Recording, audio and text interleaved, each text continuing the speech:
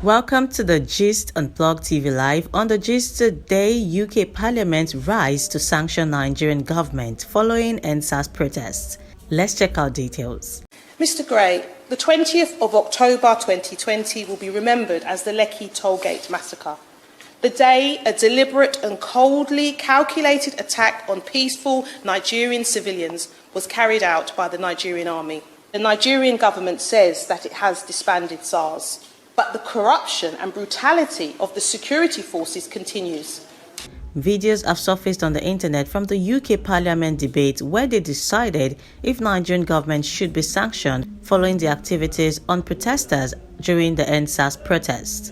According to the debate, the parliamentarians decided to follow through with the petition signed by over 200,000 people. During the debate, some revelations were made concerning how Nigerian government had continued to abuse human rights, have continued to cut away with the nation's resources.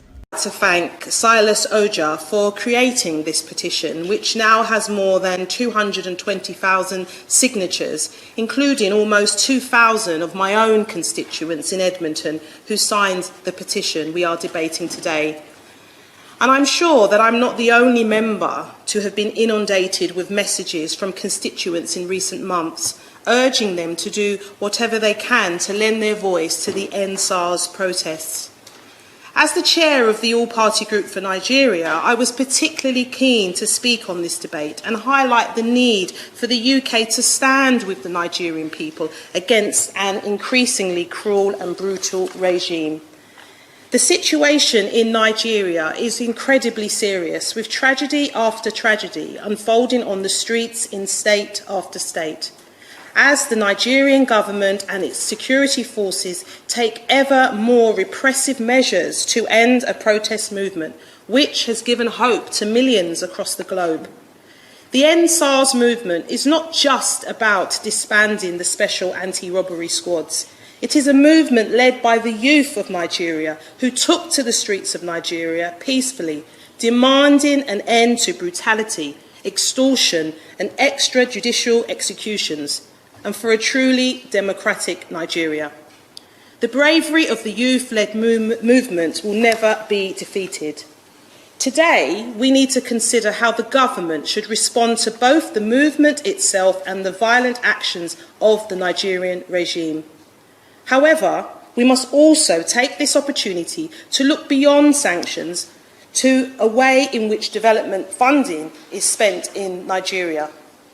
Instead of funding corrupt security services and investing in projects which do not benefit ordinary Nigerians, we need a new focus on poverty relief and anti-corruption programmes. Mr Gray, it is vital that we recognise the role of the UK and how these events have unfolded in Nigeria. Despite previously stating the opposite, the government has now admitted to funding SARS units for the last 4 years. That funding not only included the provision of training to those units, but the supply of equipment.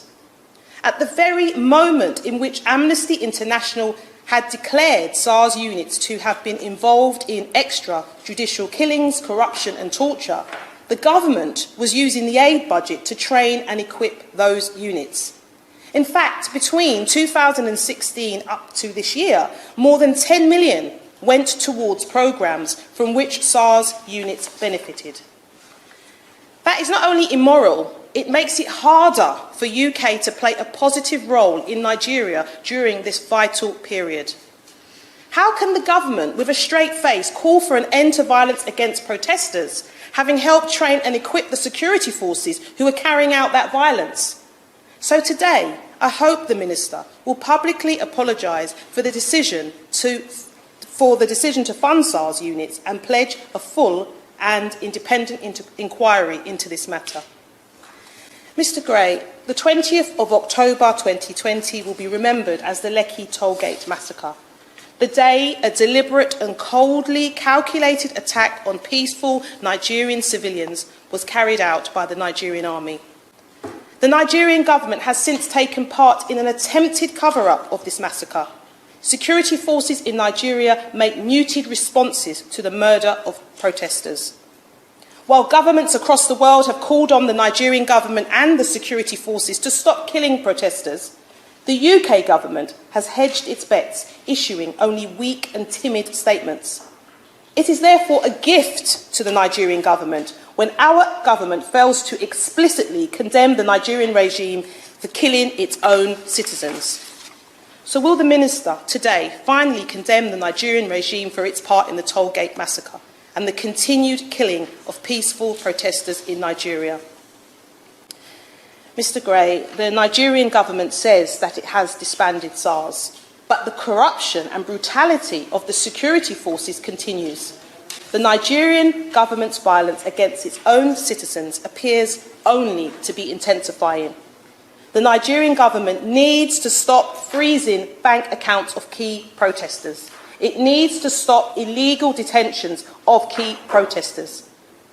The Minister of Information for the federal government went on record to state the CNN reporting of the massacre is, and I quote, fake news. This is undemocratic conduct and it really needs to be called out. So I ask that the Minister uses this opportunity to end the UK government's neutrality on this issue. The UK must never be neutral when it comes to human rights abuses. Are the rights and needs and dreams of young Nigerian people not the same as those that are here in the UK? The UK should not be a safe haven for anyone who denies their own citizens the same freedoms they come to enjoy in the UK. Mr. Gray, all too often, when a repressive regime is targeted with economic sanctions, it is the civilians who pay the price, while the regime itself becomes more entrenched and less open to change. But the UK government can use the sanctions under the global human rights regime, which targets individuals involved in human rights violations and abuses. So, if the UK's position is a global force of good, then I ask the UK government to add the names of the Nigerian government and the security services to the designated list of those responsible for the worst human rights abuses. As I come to a close, it is time for the UK to change course and stand in solidarity with those fighting for a new Nigeria. Let's stand together. Let's get rid of corruption, extortion, extrajudicial murders and massacres, because it's time for a new Nigeria. And I thank you. We need to call out the corruption. We need to use the powers that we have in this country to stop those who are profiting from the wealth of that great nation and hiding it here.